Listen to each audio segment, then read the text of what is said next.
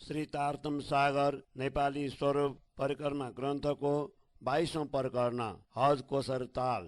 अब हज कोसर तालको पालको शोभा वर्णन कसरी गर्ने हो? यसका चारैतिर बडावनका वृक्षहरूका 5 पंक्ति छन्। यसमा 128 देउरी र चौतरा छन्। यसरी यस पालको शोभाको वर्णन हुन सक्दैन। यस तालमा चारै दिशामा 4 ठुला घाट छन्। ती एक अर्का अगाडि समान रूपले देखिन्छन्। प्रत्येक घाटका दुवैतिर देउरी छन् र तल तिनका अगाडि चौतरा छन्। पालका माथि स्थित प्रत्येक देउरी सामने एक एक चौतरा छन्। तिनका दुवैतिर सिँढीहरू छन्। तिनबाट चढ्ने ओर्लिने काम हुन्छ। यी देउरीमा एक सिँढीका अगाडि अर्को सिँढी छ। दुवै सिँढी जहाँ आएर मिल्दछन् त्यहाँ एक अर्का अगाडि 2 द्वार छन्। यी सबै सिँढीहरूमा कठघरा छन्। यहाँ स्थित महलका झ्यालहरू पनि भित्र बाहिर एक अर्काका अगाडि शोभायमान छन्। यी महलको आनन्दको अनुभव हामीले कहिले गर्न पाउने छौं। प्रत्येक द्वार अथवा मेहराबका माथि तथा सिँढीमा कठघरामा काँगरी शोभायमान छन्। पालको किनारमा पनि यस्तै काँगरी छ। त्यो शोभाको वर्णन जिब्रोद्वारा हुन सक्दैन। दुवै द्वारका बीचमा भित्र र बाहिर तोरणको शोभाको वर्णन कसरी गर्ने हो? सबै तोरणका अगाडि बस्ने खुल्ला स्थान अथवा पटसाल छ। पालको चारैतिर यो शोभा पानीमाथि छाएको छ। यस जलको शोभाको वर्णन कसरी गर्ने हो? हामी ब्रह्मात्माहरू त्यहाँ जल क्रीडा गर्दथ्यौं र मनोवाञ्छित श्रृंगार धारण गर्दथ्यौं। ब्रह्मात्माहरू अब यस आनन्दलाई फेरि कहिले प्राप्त गर्नेछन्? पालका माथि स्थित वृक्षमा लागेका झुलामा हामी सबै ब्रह्मात्माहरू परमात्माका साथ झुल्दथ्यौं। त्यहाँ हामी सबै मिलेर जुन आनन्द प्राप्त गर्दथ्यौं अब त्यसको याद किन आउँदैन? यो पाल एकै हिराको छ। तालका बीचमा स्थित दीप भवन अथवा टापु महल पनि एकै हिराको छ। यसबाट विभिन्न रङका किरण निस्कन्छन्। यस अद्वितीय शोभाको वर्णन श्री तारतम सागर नेपाली स्वरूप परिक्रमा ग्रन्थको 23औं प्रकरण। परमधाममा रत्नहरूका नहरबाट अपार आनन्द प्राप्त हुन्छ। सबै नहरका माथि महल छन्। कतिपय नहर साथ मिलेर बग्दछन् भने कतिपय अलग अलग भएर चारै दिशामा बग्दछन्। चारै दिशामा 4 नहरमाथि ढाकिएर प्रवाहित हुन्छन्। यहाँ कतै 4 कतै 8 र कतै 16 नहर एकै साथ मिलेर बग्दछन्। यहाँका महलमा अनेक प्रकारका क्रीडाहरू हुन्छन्। यहाँ चारैतिर महल ढाकिएका छन्। यस्तो लाग्दछ मानव कुनै नगर बसेको छ। नहरका बीचमा गलीहरू कतै समान रूपले छन् भने कतै तेर्सा टेढा र अग्ला छन्। यहाँ करोडौं पदमौं त के पशु पंक्षीका यस्ता अनन्त नगर बसेका छन्। यी सबै पशु पंक्षी परमात्माबाट प्राप्त चेतना, प्रेम र बुद्धिले परिपूर्ण छन्। यस नगरका मध्येमा अनेक नहर बग्दछन्। यस नगरमा अनेक महल छन्। प्रत्येक महलमा बस्नका लागि अनेक सुन्दर स्थान छन्। तिनको शोभा व्यक्त गर्न सकिँदैन। यी नहरको वर्णन तब हुन सक्दछ जब यिनको गणना हुन सक्दछ। यहाँ प्रत्येक महलका बीचमा अनेक कुण्ड शोभायमान छन्। तिनबाट अग्ला अग्ला फोहरा निस्कन्छन्। अनेक स्थानमा यी नहरको पानी महलका माथि चढेर माथि पुग्दछ। यहाँ बस्नका लागि हजारौं लाखौं स्थान छन्। यहाँ प्राप्त हुने आनन्दको वर्णन कसरी गर्ने हो? यहाँका अनेक महल अति अग्ला तथा विशाल छन्। यी सबै परमात्माको इच्छा अनुसार सुशोभित छन्। प्रत्येक महलका बीचमा नहर बग्दछन्। यहाँका बैठकको शोभाको वर्णन हुन सक्दैन। यहाँ विभिन्न स्थानमा अलग अलग ढङ्गका महल शोभायमान छन्। ती भित्रका नहरमा विभिन्न ढङ्ग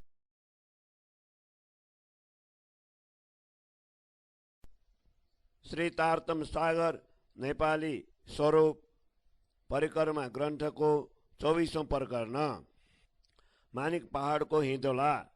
माणिक्य पर्वतमा अनेक महल शोभायमान छ। यी महल पनि एकै पर्वतका रूपमा छन्। यस दिव्य भूमिमा यी असंख्य महलहरूको अपार शोभाको वर्णन कहाँसम्म गरौँ। यस विशाल पर्वतमा लागेको झुलामा एक एकमा 12,000 ब्रह्मात्माहरू बस्दछन्। यहाँ बसेर श्री राजा श्यामाजी सखीहरूका साथ एकै झुलामा बसेर झुल्दछन्। यहाँ पर्वत समान अनेक महल छन्, तिनमा अलग अलग प्रकारका झुला छन्। यी महलमा लागेका झुलाबाट आउने आनन्दको वर्णन यस जिब्रोद्वारा हुन सक्दैन।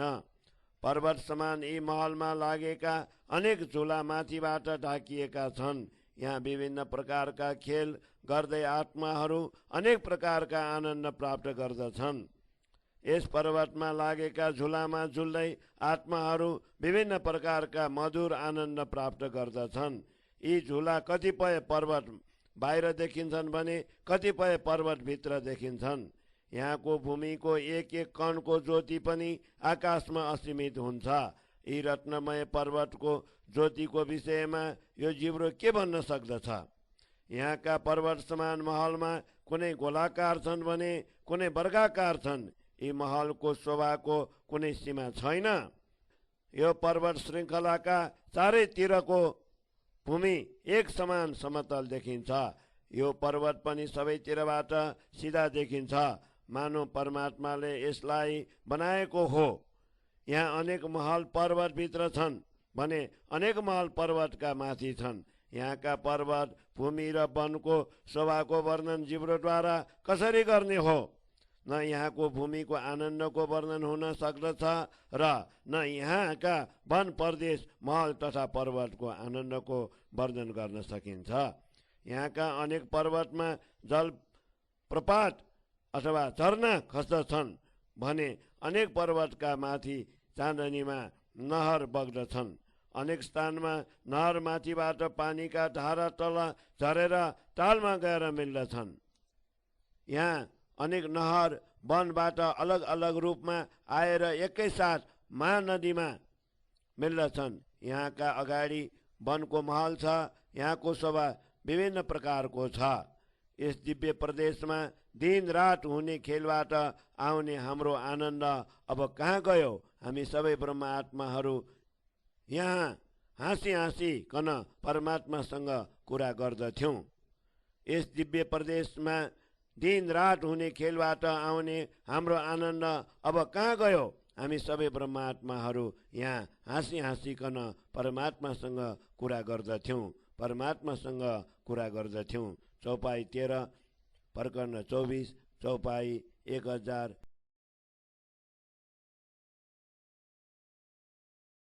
श्री तारतम सागर नेपाली स्वरूप परिक्रमा ग्रन्थको 26औं प्रकरण पोखराजदेखि पाटघाटसम्म। पोखराज पर्वतको अपार आनन्दको वर्णन कसरी गरौँ? त्यहाँको महल तलदेखि माथितिर क्रमशः चौडा हुँदै गएको छ। त्यसका माथि आकाशी महल तलको महलभन्दा 3 गुणा अधिक चौडा छ। पोखराज पर्वतका तल 8 निशान अथवा 5 वृक्ष, 2 घाँटी, 1 ताल छन्। माथि बङ्गलामा ताल सुशोभित छ। यी 8 निशानमा महल तथा माथि आकाशी महल शोभित छन्। पोखराजी तालमाथि शोभायमान महलका तल पहाड समान 8 निशान छन्। यो महल आकाशलाई स्पर्श गरे झैं अलौकिक प्रकाश फैलाइरहेको छ। यस पोखराज पर्वतमा पर्वत समान अग्ला अग्ला अति विशाल महल तथा विशाल सभागृह छन्।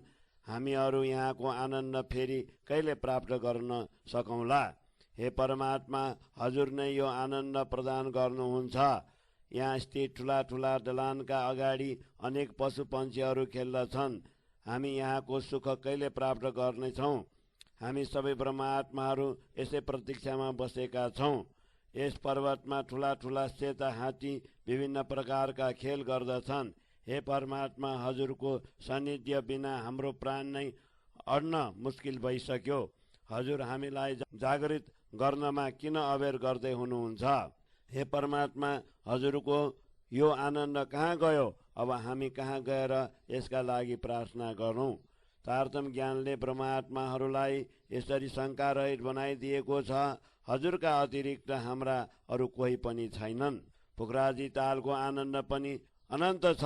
यसका तिनैतिर भव्य महल छन्। यी महलमा अनेक नहर बग्दछन्। यसरी पुखराज पर्वतका महलभित्र अपार आनन्द छ। पुखराजी तालको चाननीबाट दुवै गुर्जाका बीचमा भएर पानी चारै धाराका रूपमा तालमा खस्दछ। पुखराजी तालबाट चार धाराबाट पूर्वतिर बगेको यो पानी प्रत्येक तलाबाट चार चार धाराका रूपमा जम्मा 16 धाराहरूमा विभक्त भएर अदबीचका कुण्डमा खस्दछ। यी 16 धाराहरूबाट खसेको पानी अदबीचको कुण्डमा पर्दछ। यस कुण्डका चारैतिर महल र दलान छन्। हामी सबै ब्रह्म आत्माहरू आफ्ना स्वामीका साथ मिलेर यहाँको आनन्द अनुभव कहिले प्राप्त गर्नेछौँ। पुखराजी तालका तल बङ्गलाको आनन्द कहिले प्राप्त हुनेछ। यहाँ चक्राकार नहर बग्दछन्। बीचबीचमा वन उपवन तथा जलकुण्ड छन्। यिनलाई स्पर्श गर्दै यो पानी तल तालमा आउँछ। हे परमात्मा, यी महल भवन जलकुण्ड बगैँचा तथा वनको छायाको अपार आनन्द हामीलाई कहिले प्राप्त गराउनुहुन्छ। यहाँका भवनमा पनि अपार आनन्द हुन्छ। यहाँ सेविकाहरूद्वारा पनि अपार आनन्द आउँछ। यहाँ परमात्मासँग आनन्द विलासका विभिन्न आनन्दका दिन फेरि हामी कहिले पाउनेछौँ। यहाँ सखीहरूले एकचोटि बोल्ने बित्तिकै अनेक स्थानबाट सेविकाहरू हजुरको ध्वनि गर्दै आउँछन्। यी सेविकाहरू सौभाग्यवती आत्माहरूको मनस्वरूप हुन्, जो हजारौं संख्यामा तिनको सेवाका लागि एक पाउले उभिएर बस्दछन्। ब्रह्मात्माहरू जे पनि इच्छा गर्दछन् त्यसै बेला यी परिचारिका तिनको इच्छा पूर्ण गर्दछन्। परमधामको इच्छा अनुसार यो आनन्द अब हामी कहिले त्यहाँ गएर प्राप्त गर्नेछौँ। यमुना जहाँबाट प्रकट हुन्छ त्यस चौतराको आनन्द हामीलाई कहिले प्राप्त हुनेछ। यसका अगाडि मूलकुण्ड छचल्किएको पानीको शोभा तथा त्यसका माथि देखिने बडावनको शोभा हामी कहिले हेर्नेछौँ। यो वन पुखराज पर्वतका चारैतिर फैलिएको अति सुन्दर देखिन्छ। फेरि यो यमुनाका दुवै किनारमा आएर मिल्दछ। यसको उज्जवल प्रकाश भूमि तथा आकाशसम्म व्याप्त भएको छ। यहाँ अनेक प्रकारका वृक्ष छन्। यिनमा विचरण गर्ने पशुपन्छी पनि परमात्माको गुणगान गर्दछन्। यहाँ हामी परमात्माका साथ अपार आनन्दको अनुभव गर्दछौँ। यस्तो लाग्दछ यही सर्वश्रेष्ठ बैठक हो। बडावन, मधुवन र महावनका यस वन प्रदेशमा अनेक प्रकारका ठुला ठुला महल छन्। यहाँका महल तथा मन्दिरको गणना हुन सक्दैन। यी त उत्तरोत्तर चौधा हुँदै गएका छन्। जब यो वन पुखराज पर्वतका पछाडि देखिन्छ तब त्यहाँ यसको विस्तार अत्यधिक दृष्टिगोचर हुन्छ। यस वनको विशेषताको वर्णन कसरी गरौँ? यसको कुनै सीमा छैन। यहाँका एक एक वृक्षमा अनेक तल्ला छन्। प्रत्येक तल्लाको रचना अति युक्तिपूर्वक गरिएको छ। एक एक वृक्षमा अनेक जातिका पशुपन्छी युक्तिपूर्वक निवास गर्दछन्। यी वृक्षहरूको तेजोमय प्रकाशले सम्पूर्ण आकाश आच्छादित भएको छ। यहाँको भूमि, महल, वन तथा पशुपन्छी आदिको हामी अब फेरि कहिले दर्शन गर्न पाउनेछौँ। यिनका प्रकाशले पुरा परमधाम जगमगाउँछ। यहाँ महावन पुखराज पर्वतका अगाडि बडावनसँग मिलेर पुखराज पर्वतलाई घेरेर यो भन्दा अगाडि पुगेको छ। परमधामको यस वनको शोभाको वर्णन कसरी गर्ने हो? यो यमुनाका दुवै किनारमा सुशोभित छ। मूलकुण्डबाट निस्किएर केही टाढासम्म ढाकिएको यमुना अगाडि प्रवाहित हुन्छ। त्यसका दुवै किनारमा अद्भुत मन्दिर छन्। तिनका भित्र विश्राम स्थलको शोभाको वर्णन कसरी गर्ने हो? दुवै किनारमा यसै प्रकारको शोभा धारण गरेर यमुना बग्दछ। पालका किनारमा दुवैतिर कठघरा छन्। त्यहाँ बस्ने सुन्दर स्थान छ। त्यहाँ अति सुन्दर थाम सुशोभित छन्। दुवैतिर चौतरा छन्। यिनको भव्यताको वर्णन शब्दद्वारा हुन सक्दैन। अगाडि गएर यमुनाजी प्रकट हुन्छ। त्यसका दुवै किनारमा स्थित देउरी वृक्षहरूको छायाले ढाकिएका छन्। देउरीका माथि कलश र दुवैतिर काँगरी शोभायमान छन्। दुवैतिर दुई दुई पंक्तिमा थाम सुशोभित छन्। यमुनाका दुवै किनारमा जलमा प्रतिबिम्बित हुँदा रत्न जडित जस्ता देखिन्छन्। दुवै किनारमा कठघरा छन्। ब्रह्मात्माहरू यहाँ प्रियतम परमात्माका साथ बसेर अपार आनन्द प्राप्त गर्दछन्। यहाँका वनराज पनि अद्भुत शोभायुक्त छन्। यहाँबाट यमुना पूर्व दिशामा बग्दै दक्षिणतिर मोडिएर हज कोसर तालतिर गएको छ। त्यसका दुवै किनारामा क्रमशः महल र एक चौतरा छ। दुवै किनारमा खुल्ला भएर प्रवाहित भएको जमुना अपार शोभायुक्त छ। अगाडि केराको पुल आउँछ। त्यसका माथि ठुला ठुला महल छन्। त्यसका अनेक दलान तथा झरोखा पानीमा प्रतिबिम्बित हुन्छन्। पुलका तल 10 जलद्वारले यमुनाको पानी प्रवाहित हुन्छ। यस पुलमा 5 तला र 6औं चाँदनी छन्। चारैतिरबाट यो पुल समान देखिन्छ। परमात्माहरूको यो आनन्द अब कहाँ गयो? यस स्थानको भव्यतालाई हामीले श्री तारतम सागर नेपाली स्वरूप परिक्रमा ग्रन्थको 27औं प्रकरण पशुपन्छीहरूको शासन। ब्रह्मात्माहरूका लागि परमात्माले यस स्वप्नमय जगतको रचना गरेर सपनाका वस्तुहरूको उदाहरण दिनुभएको छ। ब्रह्मात्माहरूलाई आफ्नो प्रभुत्व र प्रेमको अनुभव गराउनका लागि नै परमात्माले अखण्ड परमधाममा पनि यस सपना जगत देखाउनुभयो। वैदिक धर्म ग्रन्थहरूमा यी आत्माहरूलाई ब्रह्मश्रेष्ठी भनेको छ र कतेब ग्रन्थमा परमात्माका उत्तराधिकारी अथवा अहल अल्लाह भनेको छ। त्यसकारण परमात्माले यिनलाई संसारमा पनि आफ्नो मूल सम्बन्ध मानेर आनन्दको परिचय गराउनुभयो। वास्तवमा एक परमधामको नै महत्त्व छ। त्यसका अतिरिक्त अरू कुनैको पनि अस्तित्व छैन। त्यसैको शाश्वत आनन्द अनुभव गराउनका लागि नै परमात्माले यस स्वप्नवत जगतमा आएर पनि ब्रह्मात्माहरूलाई परमधामको अनुभव गराउनुभयो। परमात्माले यस सपना जगतमा हामीलाई आफ्नो प्रभुत्व र परमधामको शाश्वतताको अनुभव गराउनुभयो। यस जगतको अनित्यता तथा परमधामको शाश्वतता अनुभव गरेपछि अब हाम्रा हृदयमा यो परमानन्द अस्तिमित भइरहेको छ। अब म परमधामका वनको विस्तारको वर्णन गर्दछु। यहाँको भूमि तथा वन उपवनको कुनै अन्त छैन। यसै गरी यहाँका पशुपन्छीको पनि कुनै सीमा छैन। यहाँको बालुवाका कण मात्रको प्रकाश पनि आकाशमा असीमित हुन्छ भने फेरि यहाँका सबै वन प्रदेशको तेजपुञ्जको वर्णन कसरी गर्ने होला? यी वृक्षहरूका एक एक हाँगा तथा एक पातको प्रकाश यति अलौकिक छ त्यो आकाशमा पनि असीमित हुन्छ।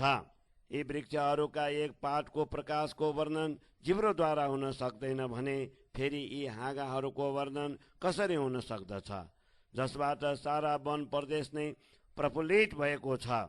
यहाँका वृक्षहरूका हाँगा तथा पात सबै तेजमय छन्। यसरी फूल तथा लताहरू पनि ज्योतिर्मय छन्। यिनको वर्णन यस जिब्रोद्वारा कसरी गर्ने हो? सारा आकाश नै यीद्वारा झलमल्ल छ। यो वन प्रदेश रङ्गमहलका चारैतिर व्याप्त भएर हज कोसर ताल तथा यमुनाका चारैतिर फैलिएको छ। यसको सौन्दर्यको वर्णन जिब्रोद्वारा हुन सक्दैन। अक्षरधामका वन उपवनको शोभा पनि यस्तै छ। यहाँको बालुवा पनि यसै प्रकार प्रकाशमय छ। फेरि अक्षरधामका महलका कुरा नै के गर्ने जसको नाम नै प्रकाशमय धाम अथवा नूरवतन छ। जब अक्षरधामका महलको तेजमय स्वरूपको नै वर्णन हुन सक्दैन भने परमधामका रङ्गमहल हज कोसर ताल तथा यमुनाका तटका स्थित महलको शोभाको वर्णन कसरी सम्भव छ? परमधामका वन उपवनका शिरोमणि पशुपन्छीहरूका विभिन्न जातिहरूको कला कौशल र शक्तिको वर्णन यस जिब्रोले कसरी गर्न सक्दछ? परमधामको भूमिलाई हेर्दा यसको कुनै सीमा नै छैन। बारम्बार यसलाई हेर्दै गरे पनि यसको अपार शोभाको गणना गर्न सकिँदैन। यो सम्पूर्ण भूमि आवासले परिपूर्ण छ। यहाँ कुनै पनि स्थान निर्जन छैन। यहाँका पशुपन्छी आदि पनि आफ्नो क्षेत्रमा आफ्नो शासन गर्दछन्। श्री राजाजीको यो दिव्य परमधाम निर्जन कसरी हुन सक्दछ? यहाँ सर्वदा सर्वत्र बस्ती बसेका छन्। आनन्दका अतिरिक्त यहाँ अरू केही छैन। यहाँ सर्वत्र अखण्ड आनन्द छ। यहाँ लेस मात्र पनि अस्थिरता छैन। यस दिव्य भूमिमा सबै प्रकारको आनन्द विद्यमान छ। यहाँका सबै वस्तु श्री राजाजीको स्मरण गर्दछन्। परमधाममा परमात्मा श्यामाजी र ब्रह्मात्मा अद्वैत स्वरूप छन् तथा तिनको शक्ति प्राप्त गरेर लाखौं करोडौं पदमौंको संख्यामा यहाँ पशुपन्छी सागर समान परमात्मा दर्शनका लागि आउँछन्। सागरका लहर समान आएका यी पशुपन्छी परमधामको पूरा भूमिमा व्याप्त हुन्छन्, जसको कुनै सीमा नै छैन। सागरका अन्य प्रवाह समान यी पशुपन्छीहरू दल बलका साथ जमा हुन्छन्। इनको दौड मनको गति समान छिटो छ। इनको फूर्तिका विषयमा के भनौं? इनको दौड क्षण मात्रमा नै आफ्ना स्वामी श्री राजाजीका चरणमा उपस्थित हुन्छन्। हामी जुन स्थानमा पुग्न चाहन्छौं त्यसै बेला त्यहाँ पुग्दछौं। एक क्षणको पनि समय लाग्दैन। यी पशुपन्छी हाम्रो कल्पना अनुरूप यहाँ पहिलेदेखि नै उभिएका देखिन्छन्। कतिपय पशुपन्छी रङ्गभवनका नजिक वनमा रहन्छन् भने कतिपय टाढा टाढा वनमा रहन्छन्। जब ती परमात्माका दर्शनका लागि आउँछन् भने यस्तो लाग्दछ ती उहाँका चरणमा पहिले नै उपस्थित भएका थिए। इनको कला कौशल तथा शक्तिका सम्बन्धमा यस जिब्रोले के भन्नु? ती आफ्नो इच्छा अनुसार समयमा परमात्माको दर्शन गर्न सक्दछन्। तिनको यस क्षमतालाई अन्तर्दृष्टिले हेर्न सकिन्छ। यी पशुपन्छीहरूमा यो सामर्थ्य किन हुँदैन जब तिनका माथि स्वयं परमात्माको अमृत वर्षा हुने गर्दछ? परमात्मा द्वारा पालित तथा पोषित यी सबै उहाँको दर्शनका लागि रङ्गभवनका अगाडि चाँदनी चोकमा आउँछन्। हृदयपूर्वक विचार गर्दा नै यिनको शक्ति र कला कौशलको अनुमान गर्न सकिन्छ। परमात्माको सामर्थ्यलाई सम्झनका लागि नै नश्वर जगतको यो उदाहरण हो। यही प्रभुत्व सम्झाउनका लागि परमात्माले यो नश्वर खेल देखाउनु भयो। यस जगतको नश्वरता र परमधामको दिव्यताको अन्तर हेरेर नै परमधामको महत्व बुझ्न सकिन्छ। परमधामका यी सबै पशुपन्छी त्यहाँका पूरा भूमिमा आफ्नो प्रभुत्व जमाएको जस्तै गरी यसरी यहाँ विचरण गर्दछन्। ती दुवै समय श्री राजाजीका दिव्य स्वरूपको दर्शन गर्नका लागि चाँदनी चोकमा जान्छन्। परमधाममा यी पशुपन्छीहरूको प्रभु सत्ता अवर्णीय छ। यी सबै असंख्य पशुपन्छी परमात्माको दर्शन गरेर उहाँको कृपा रूपी अमृत पान गर्दछन्। परमधाममा पशुपन्छी तथा दिव्य भूमि र वन उपवनको कुनै सीमा छैन। ती सबै अखण्ड छन्। लाखौं करोडौं परमौंको संख्यामा यी पशुपन्छीहरू यहाँ रहन्छन् तथा त्यहाँ आफ्नो प्रभुत्व जमाउँछन्। जति पशुपन्छी टाढा रहन्छन् ती पनि सर्वदा परमात्मालाई नजिक अनुभव गर्दछन्। यिनको बल तथा कला कौशल श्री राजाजीको अलौकिक प्रकाशले परिपूर्ण छ। अखण्ड भूमिमा रहने यी पशुपन्छीहरूलाई परमात्माको यस्तो शक्ति प्राप्त छ। ती जहाँ पुग्ने कल्पना गर्दछन् त्यसै समय त्यहाँ पुग्दछन्। परमधामका वन उपवन तथा भूमिलाई सुशोभित गर्ने यी पशुपन्छीका प्वाख तथा रौं आदिको शोभाको वर्णन कहाँसम्म गरौं? तिनमा विभिन्न प्रकारका चित्रकारी छन्। त्यहाँका पशुपन्छी अति सुन्दर तथा मधुर बानी बोल्दछन्। ती आफ्ना मधुर बानीले परमात्मालाई प्रसन्न गर्दछन्। तिनको यस रीतिको वर्णन यस जिब्रोद्वारा हुन सक्दैन। यसरी परमात्माका खिलौना समान यी विभिन्न प्रकारका पशुपन्छीको प्रेम श्रीतार्तम सागर नेपाली स्वरूपको परिक्रमा ग्रन्थको 28औं प्रकरण। पशुपन्छीको प्रेम। परमधामका यी पशुपन्छी धन्य भाग छन् जसका साथ स्वयं श्री राजाजी विभिन्न खेल गर्नुहुन्छ। यस प्रकार परमधामका यी पशुपन्छीहरूलाई अखण्ड सौभाग्य प्राप्त छ।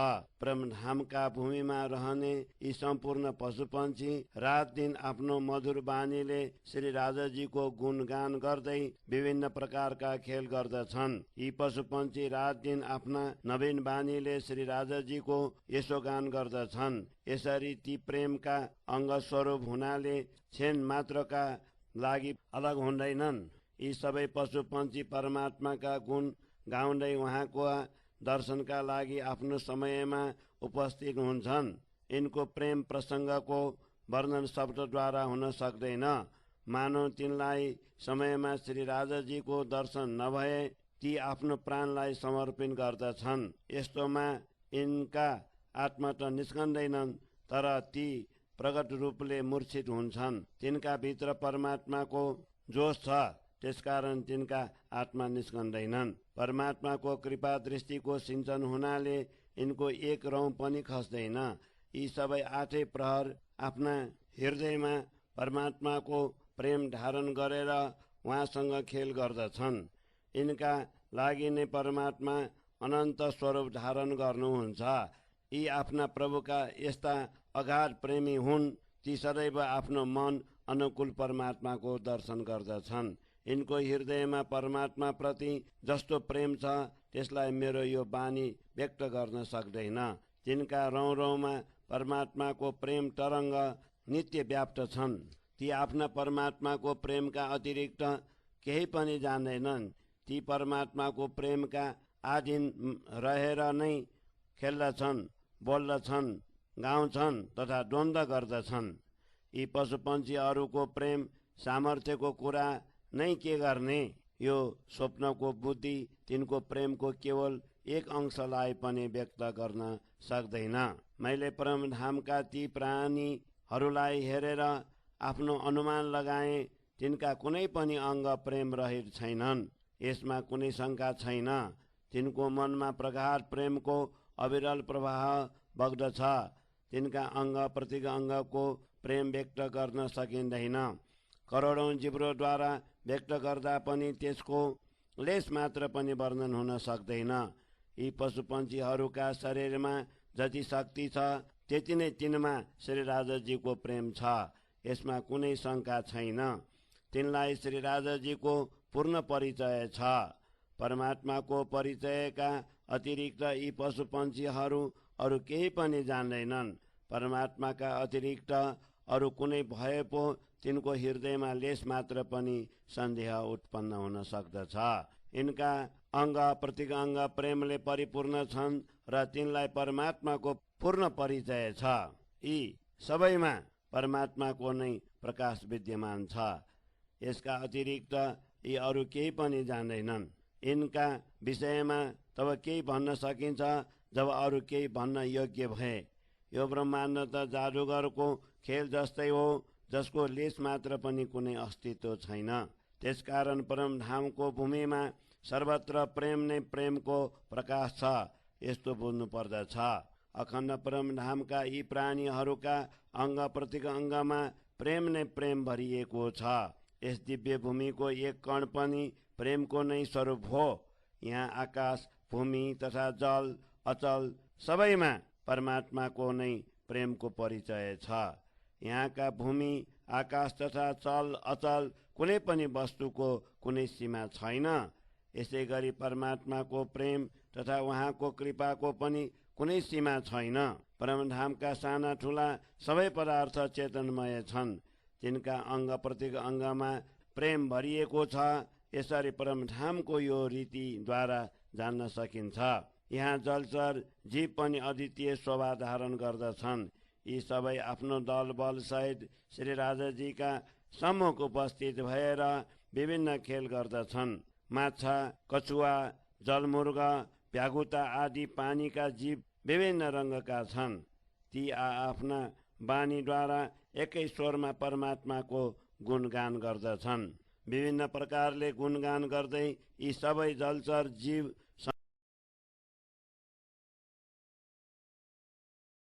तारतम सागरको नेपाली स्वरूप परिक्रमा ग्रन्थको 29 प्रकरण हो। पशुपन्छीहरूको सवारी। जब परमात्मा पशुपन्छीहरूमा सवार भएर विहार गर्न चाहनुहुन्छ त्यसबेला जुन पशुपन्छी जहाँ पनि रहन्छन् त्यसै क्षण परमात्मा समक्ष आएर उपस्थित हुन्छन्। यसै गरी ब्रह्मात्माहरू पनि जुन पशुपन्छी माथि सवार भएर विचरण गर्न चाहन्छन् त्यसै बेला ती सबै पशुपन्छीहरू एकैसाथ मिलेर ब्रह्मात्माहरू समक्ष उपस्थित हुन्छन्। त्यहाँ सिंह, बाघ, चितुवा, हात्ती आदि अनेक जातिका पशु छन् जसका सुन्दर अङ्गमा काँथी कसिएका हुन्छन्। तिनको कहाँसम्म वर्णन गरौँ। यसरी परमधामका अनेक श्रेष्ठ पशुहरूमाथि ब्रह्मात्माहरू सवार हुन्छन्। तिनका पीठमा युक्तिपूर्वक कसिएका जिनका विषयमा के भनौँ जो शरीरका नै अङ्ग रूपमा देखिन्छन्।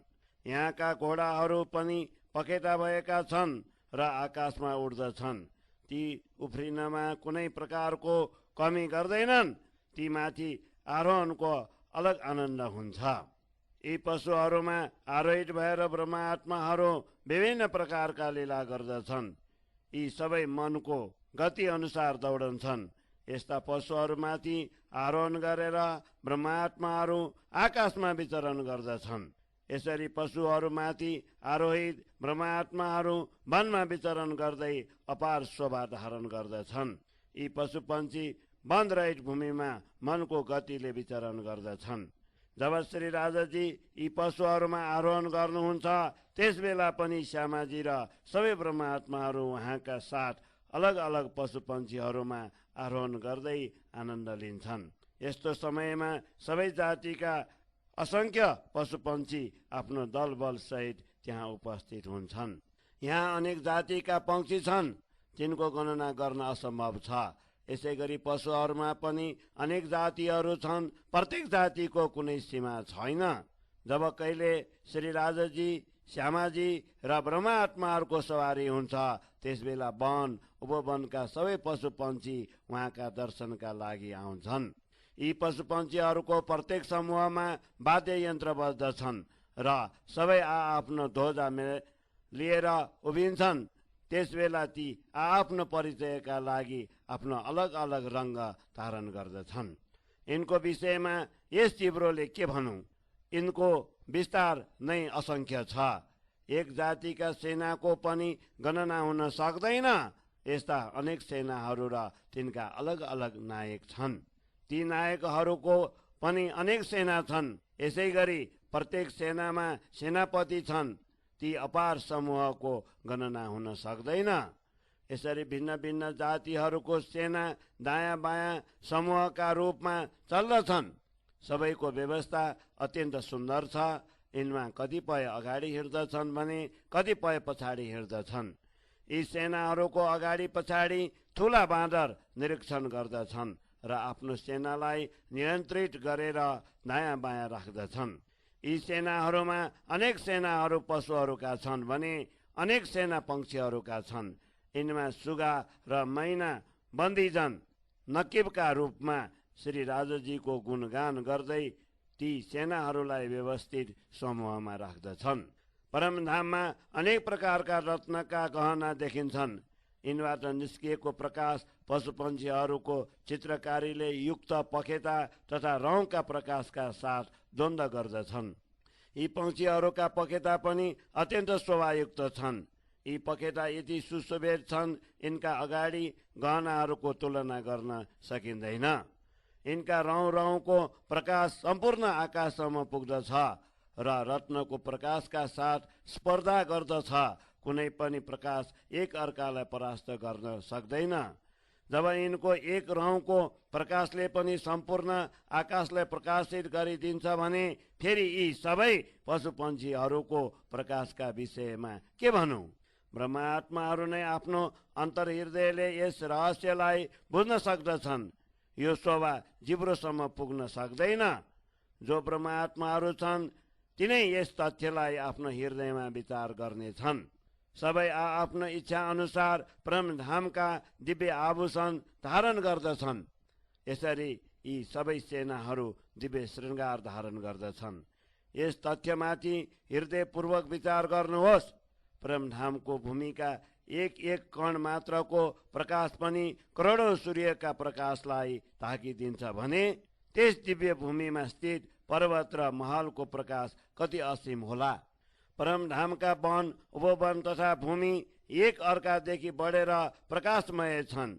हे ब्रह्मात्माहरू हो, विचारपूर्वक हेर्नुहोस्, यो सम्पूर्ण प्रकाश आकाशमा कसरी व्याप्त हुनु होला। यसरी परमधामका वन, उपवन, भूमि तथा त्यहाँ विचरण गर्ने पशुपन्छी र ब्रह्मात्माहरूको प्रकाशको वर्णन कसरी गर्ने हो। हे ब्रह्मात्माहरू हो, तपाईहरू विचारपूर्वक हेर्नुहोस्, जुन सिंहासनमा स्वयं परमात्मा विराजमान हुनुहुन्छ, त्यसको महिमाको वर्णन कसरी हुन सक्दछ।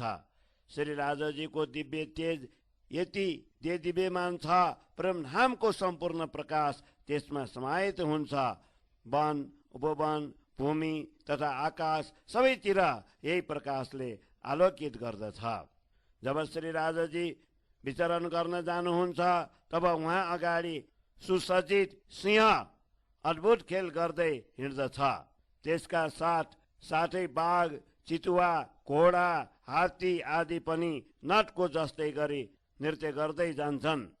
यस यात्रामा सिंह प्रथम पंक्तिमा हुन्छन्, अर्को पंक्तिमा बाघ र तेस्रो पंक्तिमा बिरालो, स्यागोस र चतुर्थ पंक्तिमा चितुवा रहन्छन्।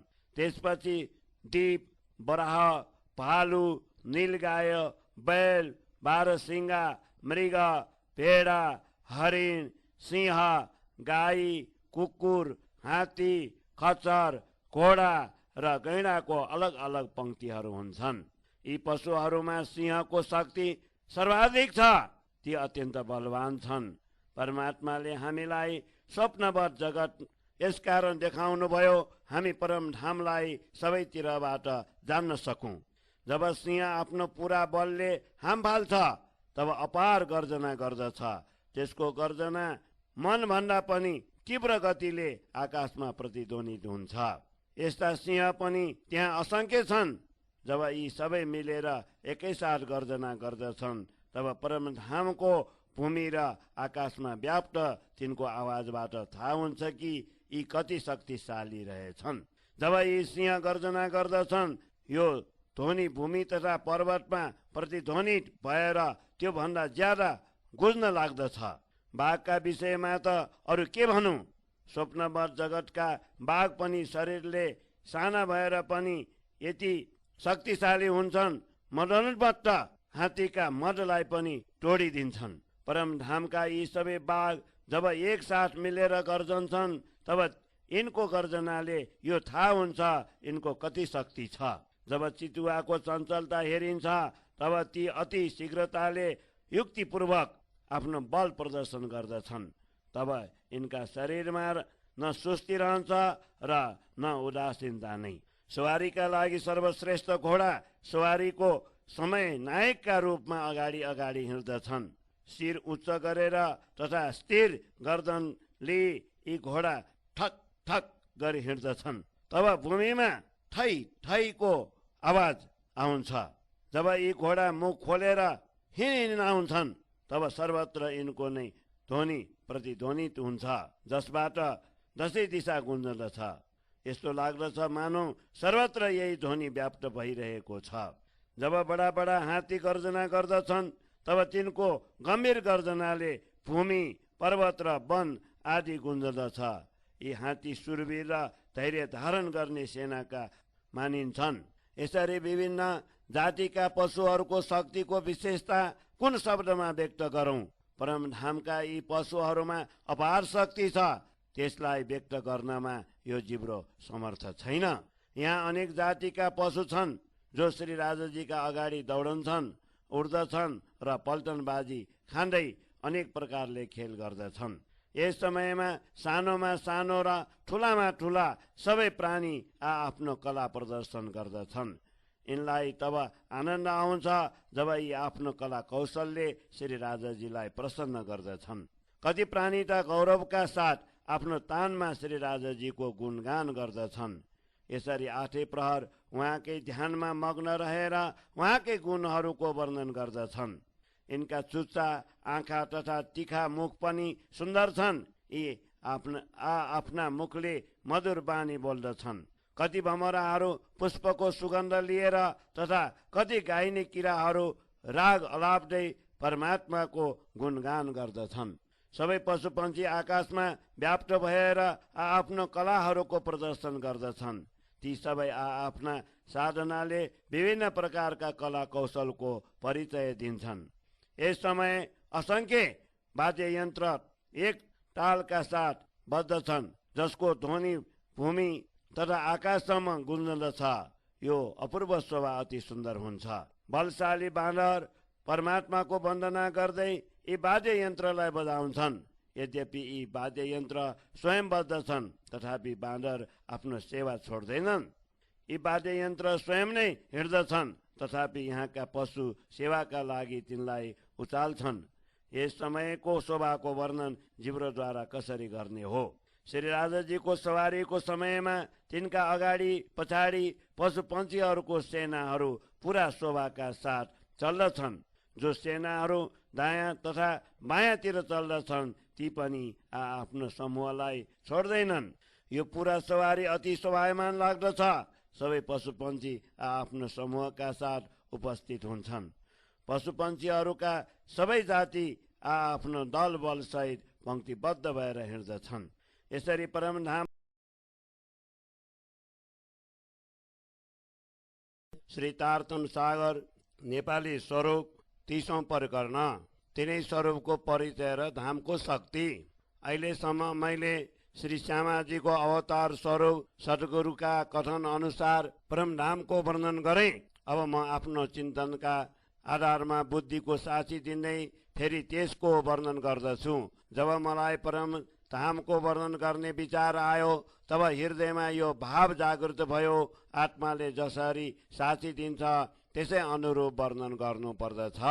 अहिलेसम्म जति वर्णन भए निश्चय नै तिनको साक्षी पनि मेरो आत्माले दियो, तर जति बानी जोशमा भनिएका छन् ती परमात्माको कृपाद्वारा नै सम्भव भए।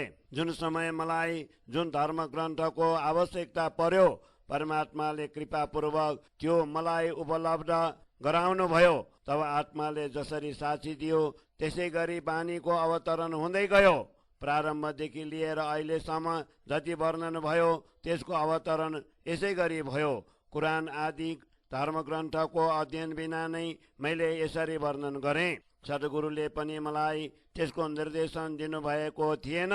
यद्यपि आत्माको साक्षीका आधारमा मैले कुरानका सम्बन्धमा केही भने, तर मनमा केही शङ्का उत्पन्न हुँदै गयो। कुरानको अध्ययनपछि ती सबै शङ्काहरू मेटिए। मेरा बानी अनुसार नै कुरानका आयतहरू पनि देखिए। कुरानमा पनि यसै गरी लेखिएको छ, अन्तिम समयमा परमात्मा आएर मेरो कथन अनुसार नै वर्णन गर्नुहुनेछ। उहाँ मेरै समुदायमा आएर सत्य धर्मको स्थापना गर्नुहुनेछ। कुरानमा जुन कुराको साक्षी दिएको छ त्यसको वर्णन सद्गुरुले पहिलेदेखि नै गर्नुभएको थियो। मैले पनि त्यसै अनुसार वर्णन गरेँ। यसरी तिनै प्रकारका विचार एक भए। सद्गुरुले कृपापूर्वक मलाई तारतम ज्ञान प्रदान गर्नुभयो। त्यसैका आधारमा मलाई परमधाम तथा त्यहाँ बस्ने ब्रह्मात्माहरू श्यामाजी र परमात्माको परिचय भयो। कुरान हेर्दा मलाई थाहा भयो ब्रह्मात्माहरूलाई जागृत गर्ने सबै कार्य पूर्ण भए। सद्गुरुले पनि मलाई त्यही ज्ञान दिनुभयो। त्यसैका आधारमा मैले तिनै स्वरूपको परिचय पाएँ। अब म परमधामको जसरी वर्णन गर्दछु त्यसका लागि हृदयमा यस्तो भाव उत्पन्न हुन्छ। मेरो आत्मा जसरी चाहन्छ त्यसैका आधारमा नहेरिकनै म वर्णन गर्दछु। परमात्माको वर्णनका लागि सद्गुरुको दिव्य ज्ञान र कुरानका सङ्केत मलाई प्रेरित गरिरहेका छन्। ती परमात्माको वर्णनका लागि सद्गुरुको दिव्य ज्ञान र कुरानका सङ्केत मलाई प्रेरित गरिरहेका छन्। ती दुवैको साक्षी लिएर अब म परमधामको महिमाको गायन गर्दछु। सद्गुरुका कथनले मेरा बानी तब भिन्न हुन सक्दछन् जब परमधामका अतिरिक्त अरू कुनै स्थान भए। सद्गुरुको शक्तिका आधारमा नै म यो वर्णन गरिरहेको छु। तापनि परमधामको जुन शोभा हृदयमा नै अंकित रहन्छ त्यसलाई शब्दद्वारा व्यक्त गर्न सकिँदैन। परमधामको शोभा अपरम्पार छ, तापनि म आफ्नो बुद्धि अनुसार त्यसको संक्षेपमा वर्णन गर्ने प्रयत्न गर्दछु। ब्रह्मा आत्माहरू राम्ररी जान्न सक्दछन् अखण्ड परमधामको शोभा असीमित छ। जिब्रोद्वारा परमधामको अखण्ड आनन्दको वर्णन हुन सक्दैन, तापनि त्यहाँका वन उपवनमा प्राप्त हुने आनन्दको वर्णन गर्नु पर्दछ। परमात्मा ब्रह्मात्माहरूलाई उड्दा बस्दा सधैँ आफ्नो श्रीमुखले असीमित स्नेह प्रदान गर्नुहुन्छ। सद्गुरुले पहिले रङ्गमहलका समक्ष 3 चौतराको वर्णन गर्नुभयो। तिनमा 2 द्वार संलग्न छन् र तेस्रो चाँदनी चोकमा दायाँतिर स्थित छ, जसमा हरियो वृक्ष छ। उहाँले चौथो चौतराको वर्णन यसकारण गर्नु भएन, उहाँ मेरो परीक्षा लिन चाहनुहुन्थ्यो। उहाँ चाहनुहुन्थ्यो मेरी अङ्गना अथवा इन्द्रावती मद्वारा प्रदत्त तारतम ज्ञानका प्रतापले स्वयं यसको वर्णन गर्ने छिन्। अन्यथा एक सानो बालक पनि हृदयपूर्वक विचार गर्दा सम्झन सक्दछ। रङ्गमहलका अगाडि चाँदनी चोकमा केवल एकतिर चौतराको शोभा किन छ? यदि चाँदनी चोकमा केवल एकैतिर चौतरा भए रङ्गमहलको शोभा कसरी श्रेष्ठ हुने थियो? तर सद्गुरु चाहनुहुन्थ्यो मेरो ज्ञानका प्रतापले इन्द्रावती स्वयं यसको वर्णन गर्ने छिन्। यसरी रङ्गभवनका द्वारका अगाडि तल चाँदनी चोकमा चौथो चौतरा पनि अवश्य हुनुपर्दछ।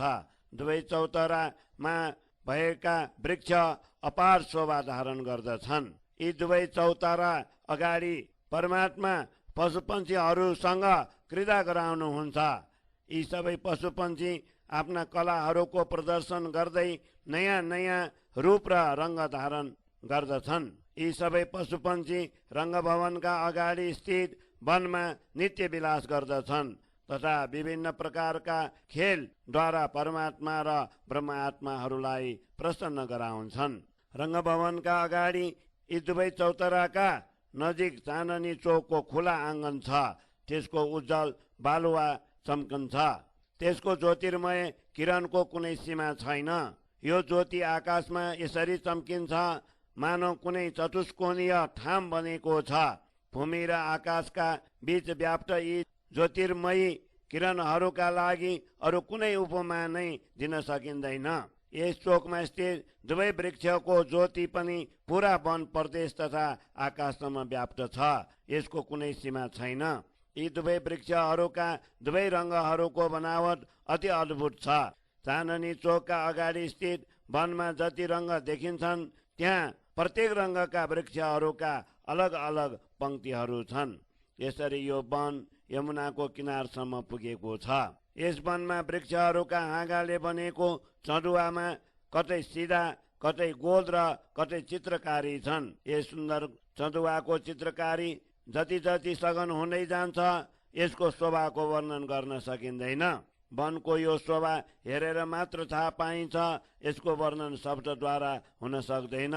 जब यो शोभा बुद्धिमा आउँदैन भने वाणीद्वारा कसरी व्यक्त गर्न सकिन्छ? यी वनमा चारैतिर विभिन्न प्रकारका सामग्रीहरू युक्तिपूर्वक सुशोभित छन्। वृक्षहरूका माथिको भाग चँदुवाको आकारको छ। यसरी वनको शोभा वर्णन कहाँसम्म गरौँ? रङ्गभवनका चारैतिर बस्नका लागि अनेक चोक तथा चौतारा सुशोभित छन्। ती अलग अलग चौतारा तथा स्थानमा अति विविधता छ। यिनको शोभालाई हृदयमा धारण गरेर केही वर्णन गर्दछु। रङ्गभवनका अगाडि 7 घाट सुशोभित छन्। तिनका वनको विस्तार अति ठुलो छ। पहिले म बत पिपलको चौकीमा लागेका झुलाहरूको वर्णन गर्दछु। त्यसपछि रङ्गभवनका द्वारको वर्णन गर्नेछु। रङ्गभवनका दक्षिणतिर बत पिपलका 4 चौकी छन्। तिनका माथि छत छन्। यहाँ अनेक वृक्ष आकाशलाई स्पर्श गर्दछन्, जसको अत्यधिक शोभा सर्वत्र प्रकाशित छ। यी वृक्ष पश्चिमतिरसम्म व्याप्त छन्। तिनको विस्तार अति ठुलो छ। यी वृक्षहरूका तल जलकुण्ड छ। त्यसबाट विभिन्न नहर बग्दछन्। यिनको शोभा शब्दद्वारा व्यक्त हुन सक्दैन। यहाँ यी वृक्षहरूका तल विभिन्न चौतारा तथा विभिन्न प्रकारका महल शोभायमान छन्।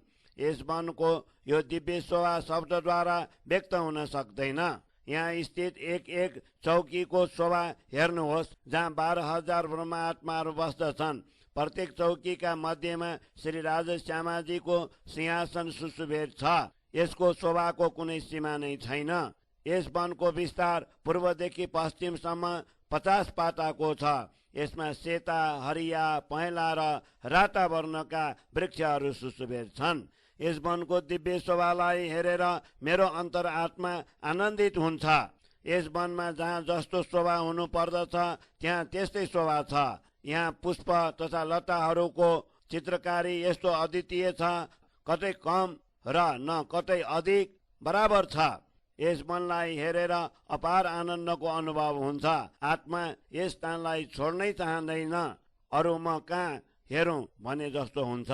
यस वनका तलको भूमि तेजोमय छ। यहाँका वृक्षहरूका चारैतिर छत प्रकाशमय छ।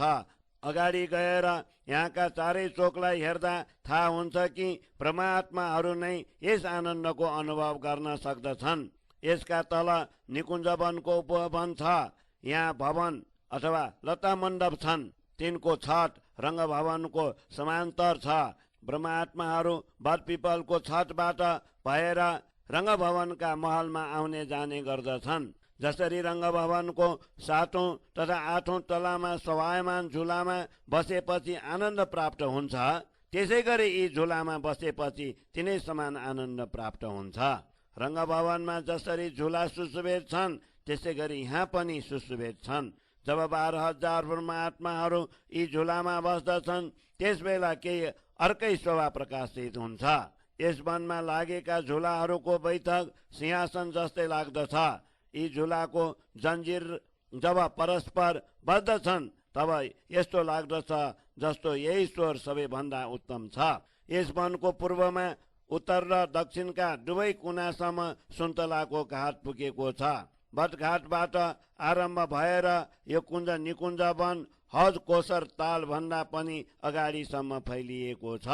कुञ्ज निकुञ्ज वनका दायाँ बायाँ हज कोसर ताल सुशोभित छ, जसका चारै दिशाहरूमा 4 घाट छन् र बीचमा दीप भवनको चाँदनी छ, जहाँ जल, पाल, वन तथा महलहरूको शोभा अति रमणीय छ। यस तालको दक्षिणतिर 24 पाटाको महल, रत्नहरूको नहर, विभिन्न प्रकारका भवन, वन, उपवन तथा मानिक पहाडमा महलहरूको श्रृङ्खला छ।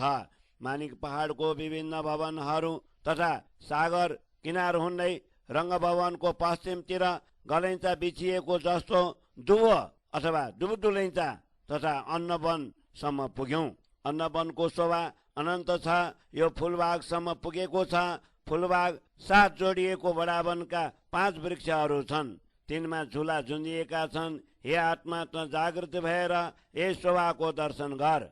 बटपिपलको चौकी पूर्वदेखि पश्चिमसम्म 50 पाटाको छ। यसको सीमा पश्चिममा फुलबागसम्म पुगेको छ। फुलबाग पनि 50 पाटा लामो छ। यसका दुवै कुनामा ठुलो जलकुण्ड अथवा 16 पाटाको चेबच्चासम्म पुगेको छ। रङ्गभवनको नैऋत्य कुनामा यो ठुलो जलकुण्ड फुलबाग बाहिर 1 पाटामा आएर मिलेको छ। यहाँदेखि अनेक नहर प्रवाहित हुन्छ र यहाँ अनेक फहराहरू पनि सुशोभित छन्। नुर्बाको छतसँग जोडिएको फुलबागको चौतारा अति विशाल छ। यहाँ वन, उपवन तथा जलकुण्ड पनि अनेक छन्। यसको विस्तार धेरै ठुलो छ। फुलबागका माथि पूर्वतिर रङ्गमहलमा अनेक झरोखा सुशोभित छन्। यी झरोखामा उठेका ज्योतिर्मय किरणहरूको वर्णन कुन शब्दमा गरौँ? जहाँसम्म फुलबागको सीमा छ यो भूमि अत्यन्त ज्योतिर्मय छ। यस ज्योतिको प्रकाशको वर्णन जिब्रोले तब गर्न सक्दछ जब त्यसको कुनै सीमा भए। रङ्गभवनको भित्ता तल मन्दिरको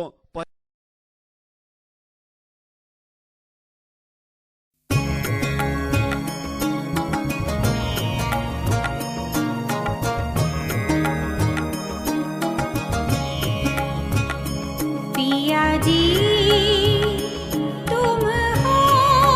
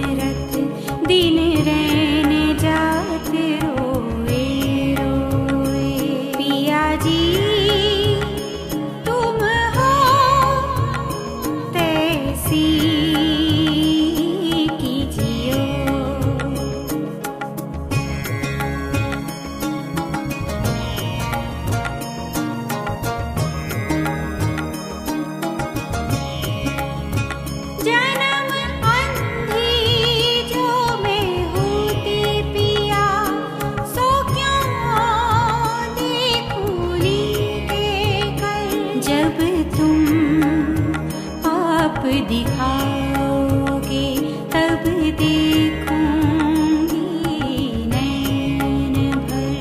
पिया जी तुम हो तैसी कीजियो।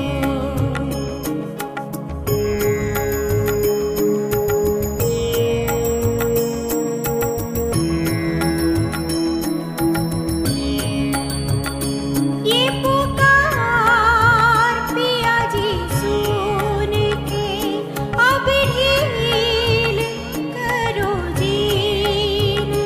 पल पल खबर लीजियो पिया मैं अरज करूं दुल्हन।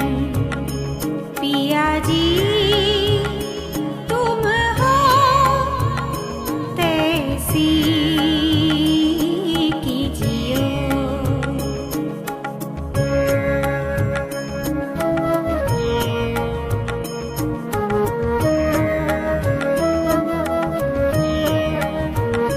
ये अरज मैं तो करूं पिया जो आड़ी भयंतराय।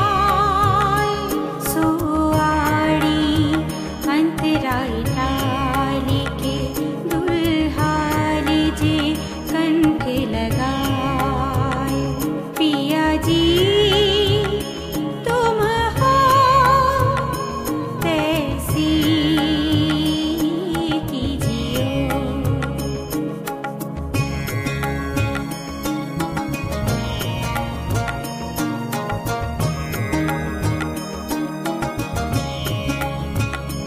कंठ लगाई ये कंठ सो पिया कीजे हास्य विलास। वारिणी जाए श्री इंद्रावती पिया राखो चरणों के पास। पिया जी तुम हो तैसी कीजियो।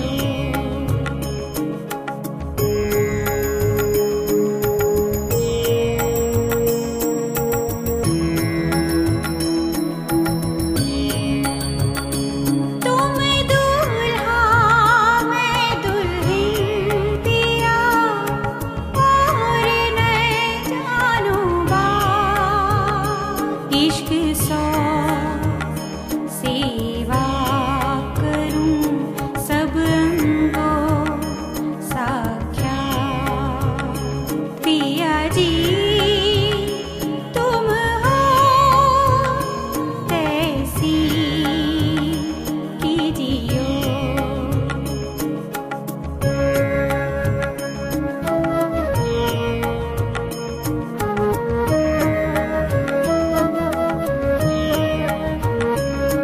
सदा सुख दाता धाम धनी मैं कहाँ कहूँ किन सोबा। महामत युगल स्वरूप पर अंगना बलि बलि जात। पिया जी तुम हो तैसी कीजियो।